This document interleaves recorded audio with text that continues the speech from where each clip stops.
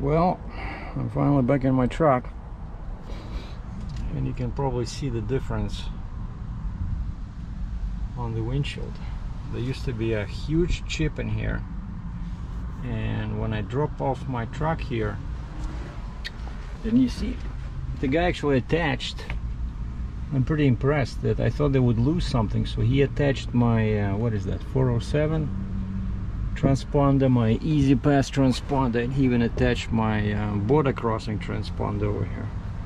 The only thing he didn't attach was the my E-log tablet thing, but this is the most expensive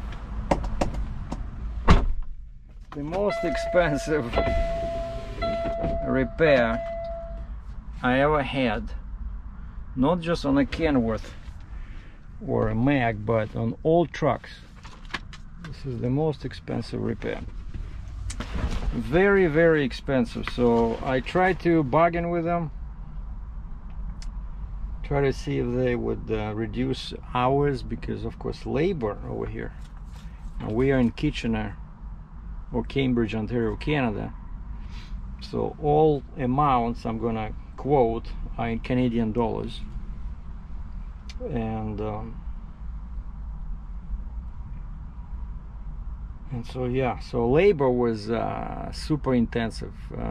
I saw the amount. I asked him how much is that, how many hours they charge me for changing the fuel filter housing from PECA to Davco, and he said 12 hours.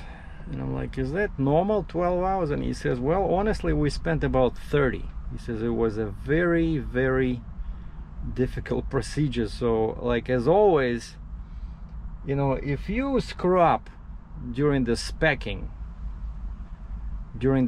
of the truck, if you overlook something, right?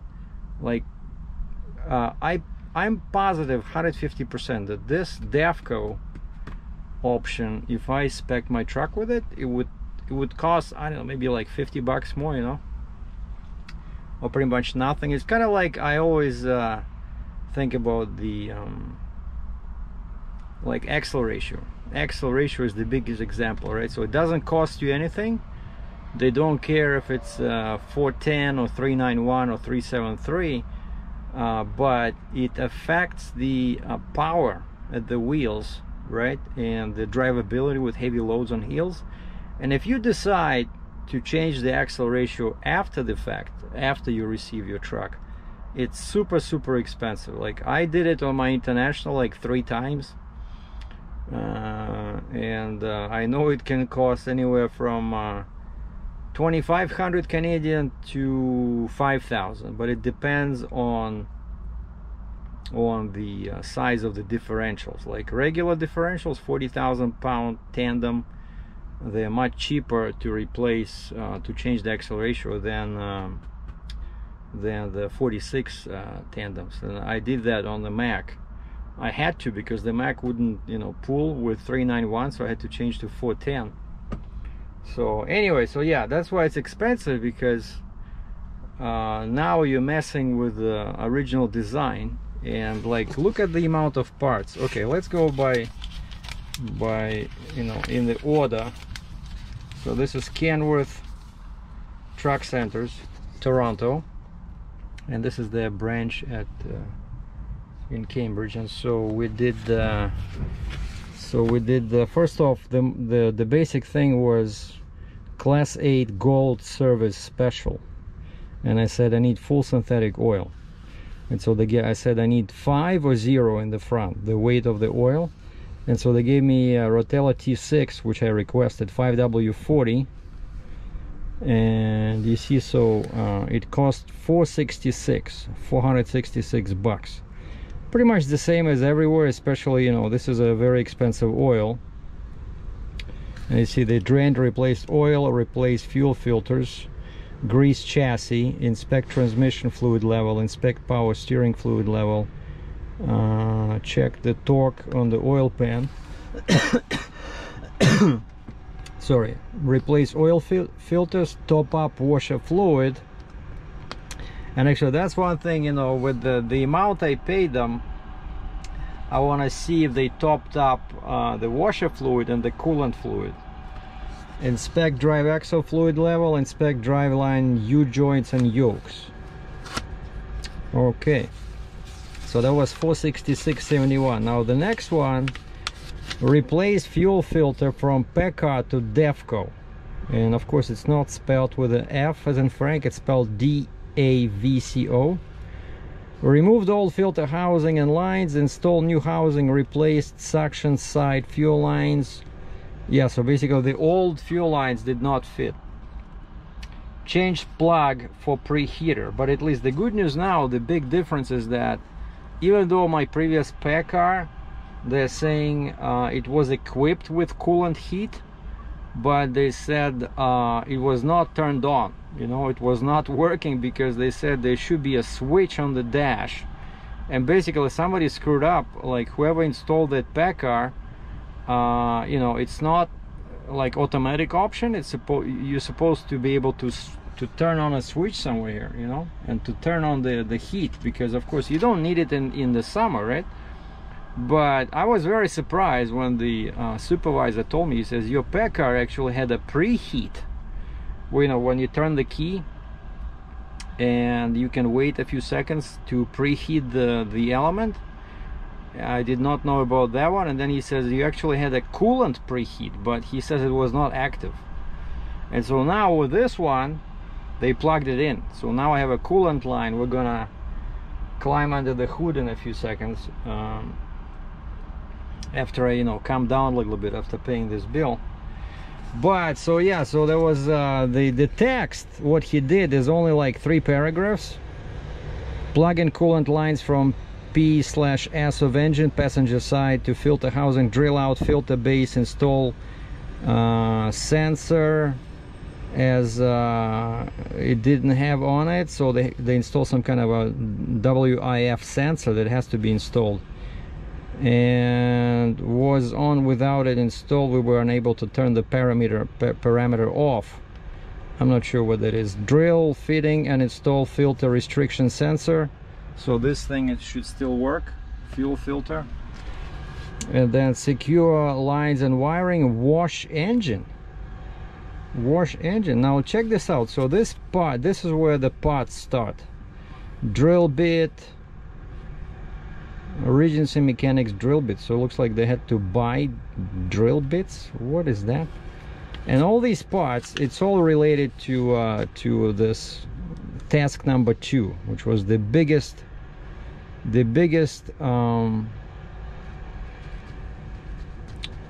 labor intensive part, right? And so check this out.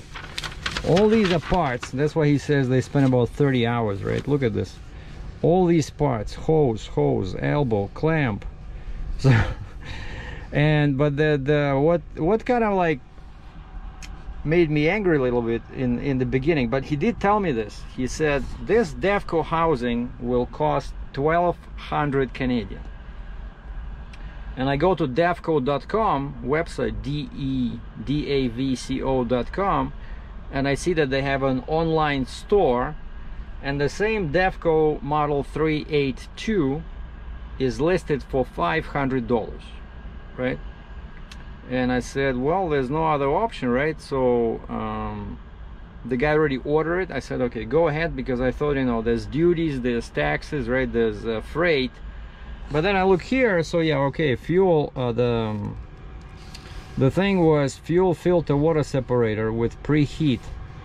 1,200 Canadian, but then I see that they still charge me for freight, which is UPS FedEx, because they were bringing it from Pennsylvania. They still charge me 150 bucks, right? And so I revisited this topic again. I said, so if the freight charge was not even included, why was it so expensive? And the supervisor says, he says, well, you know that when you buy parts through the shop, they're always more money. But I said, well, 500 US is like 700 Canadian. Now you increase the price by 500 bucks. So anyway, it's water under the bridge, but I was expecting somewhere maybe like 4,000 bucks Canadian, right? So anyway, they did it. That was task number 2. So task 1 was oil change, task 2 was Davco replacement, conversion, and then task number 3 was the windshield, right? I asked him to bring in a guy from a glass company and to see if they can repair the chip, and he says unable to repair stone chip. Well, that's Canadian, should be a rock chip. Removed and replaced windshield. And so windshield with labor was $544.70, and that's all inclusive, right? Task 3 subtotals. Now task 4 was I asked them to tighten and retorque the wheels, and they only charged me 35 bucks for that, because remember when I had to do the annual inspection in Alberta, and when they do it in Canada they always take the wheels off, and so that was like a month ago, right? So I decided, just since the truck is in the shop, you know, just to be on the safe side, check the torque. And so they did that. And then task number 5 was I asked them, because they never do this, it's supposed to be done each time the truck is in the shop, I said please check for ECM updates. And so hook up a laptop and connect to Cummins Performance ECM and perform ECM update. And for this they charge $14.85 in shop supplies, and they charge 1 hour of labor, which is now over here 165 bucks. And so I think that was the last one. And so now you add all this, so 5 once again, so we had 5 tasks, right? Oil change, Davco conversion, windshield replacement, retorque the wheels, and ECM update. And we're coming to a very low conservative number of $6,161.81. Sales tax $801, and that's the only good news in all this, is because I'm gonna get this back. The government gives me back this HST sales tax, which is 13%. And so the total invoice I paid $6,962 bucks Canadian. Now 6,000, that's around what, 1,000 Canadian is about 700 US, so it's about $4,200. So it did come up to the amount I was looking for, but I was thinking 6,000 in Canadian. You know, I wasn't thinking, no wait, I was thinking 4,000 Canadian. I wasn't thinking 6,000 Canadian plus tax. So anyway, it is what it is, as President Trump likes to say, right?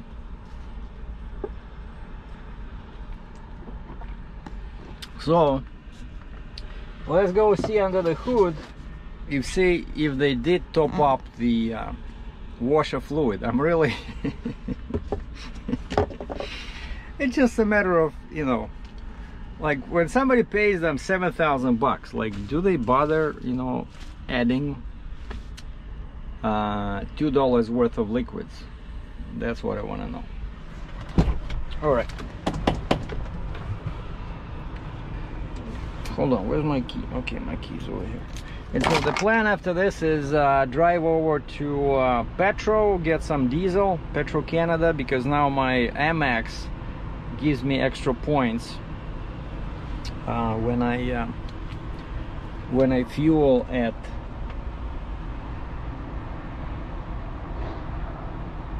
by the way, when I fuel at Petro, like, did I bring my, oh yeah, I have it with me. Like, I was thinking about my hotel room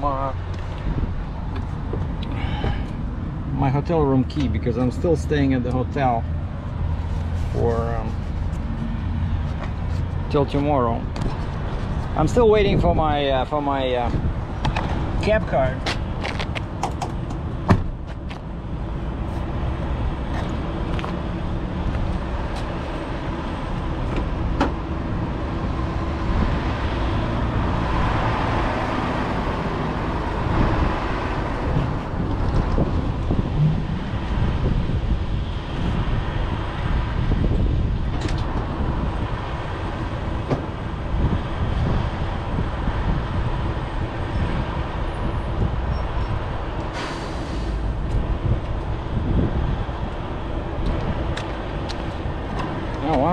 check this out. See, this is where the Pekka filter was sitting, right? And everything now is over there. Wow, check this out. See, so that's, you have to replace the entire thing, and you see how many lines are there? Wow. So now I see that they didn't lie when they said it required 30 hours of actual labor. But now I have the coolant plugging in, and actually I see this, so they gave me a Fleetguard 19765G, and I know from the Davco website, or actually Fleetguard, that G in the end, that stands for, it's like a biodiesel version. So I know it's only 7 microns, but I have the proper lists for Donaldson, because on Donaldson filters for this Davco you can go as high as 25 microns. And so if I have trouble with this in winter, I'm gonna switch to bigger filter. But so yeah, you see, and I did not like this place because, you know, the opening in the over here, the air goes in, and it was freezing in winter. And plus, like I said, I didn't have the coolant plugged in. But check this out, they did top up my windshield fluid tank. So yeah, this was a lot of work. And what I'm always saying about the filter, you see this? That's my air filter. So that's what you get in these trucks. You get a single filter under the hood instead of something like this. You see, that's what I want. I want this. So these are 15-inch canisters, and so they were saying you get like 4 times more air when you have these. And it's cold air, whereas here it's sitting under the hood, you know, and the air comes in through here, right? So this is modern version, but it's for heavy haul, it's better to have something like that. Anyway, everything looks good. Yeah, and that's your Davco, and so the model is 382 Fuel Pro, and that's what I should have gotten in the first place when I spec'd the truck. And so now it's gonna be easy, like the fuel will be rising inside, and when the level hits this, I think this black line, that's when you have to replace it. And actually, wait a second, I see the number 25 everywhere. 25, 25, 25. Maybe this filter does have 25 micron filtration, because it says Ali Max Plus 19765G. I'm gonna look it up when I get home. But I know G, I wanted this one.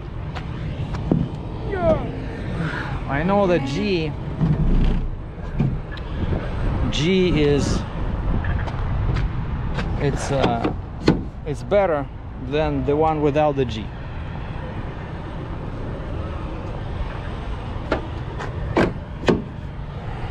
Yeah.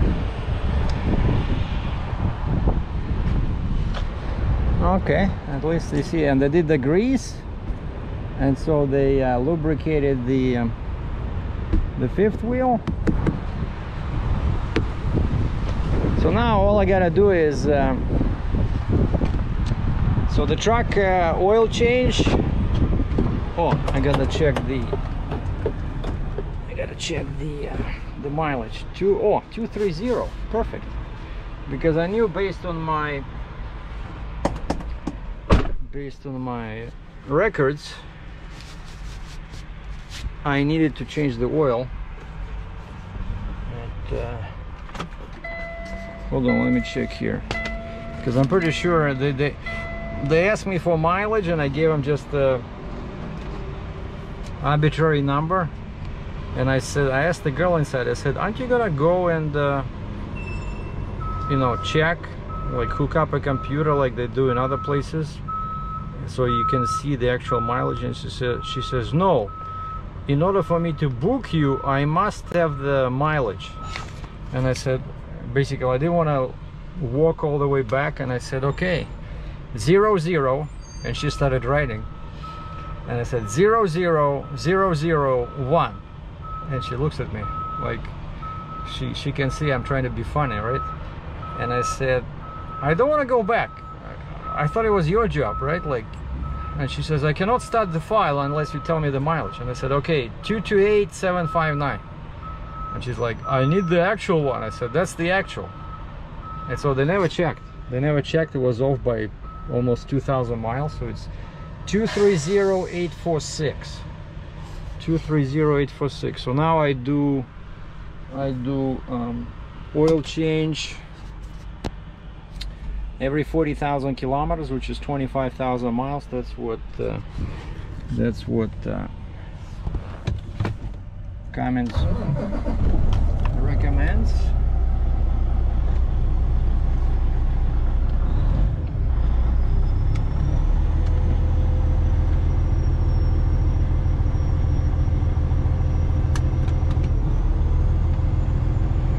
Yeah, I hope I'm not gonna see any engine check engine lights, you know.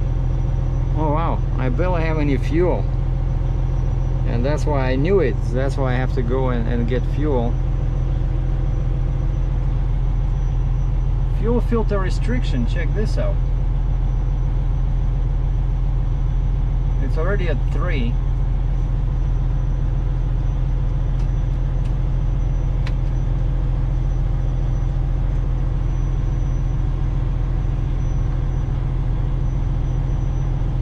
On a brand new filter.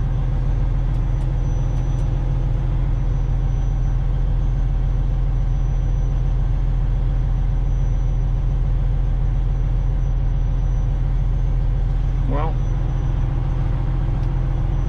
we'll see about that. But yeah, for now I don't see any lights. Everything is cool. Oh yeah, that one is going down slightly. But I'm probably gonna come back, and when I come back to pick up my car, I'm gonna maybe buy a couple of filters to carry with me. So yeah, and so okay, so I'm gonna make a note on my computer. So the next oil change will be at 270,000 kilometers, and the next grease for the truck will be halfway between, which is 250,000 kilometers. So basically 25,000 miles is oil change interval, and I do grease at 12,500. So these guys don't seem to be too busy. You see lots of empty spots. Like usually, like before the pandemic, it was very difficult to find a place where to park your truck when you were bringing in for service. So yeah, that's what it is. So you gotta spend money in order to make money. Oh yeah, and so the last thing is my trailer is sitting in my yard fully assembled. I have the Jeep, I have basically everything is connected, and I left it like that. I only disconnected the truck, so I left it like that because tomorrow I was waiting for the truck to be ready. I want to drag that trailer together with everything to a quick lube place and let them grease the trailer, because greasing at the dealer is super expensive. They always charge you by the hour, and it'll be like $200 or $300, whereas I can grease it for probably $35–50 at a quick lube place. So that's gonna be my job for tomorrow. And I'm still waiting for the cap card. I cannot leave until I have my new cap card, you know. But I do talk to a few brokers every day. Like a guy just called me as I was buying coffee. The guy has a couple of loads from Baltimore, and he was saying that, what's your email address? You know, can I send you information and you can give me a quote? And I said, sure. Let's see. And of course, he never sent anything. Like, people always have trouble, you know, with my email address. I spell it 20 times. Okay, somebody says Belleville. What is this? Oh yeah, okay. So he did say it. Joe. So 2 loads. One is 88,000 pounds, and one is 94, and one is 66. Okay.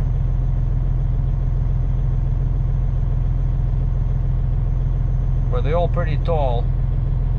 12.6, 12.6, 12.2, so there's like 3 loads, and they are 15 feet wide. Wait a second, 43.8 long, 49.6 long, and 24.3 long. Well, like, I cannot do 49 if it's a crate, right? He says one machinery crane lift. So you need a extendable trailer for this, but. Yeah, I'm gonna send him an email, but yeah, I do talk to people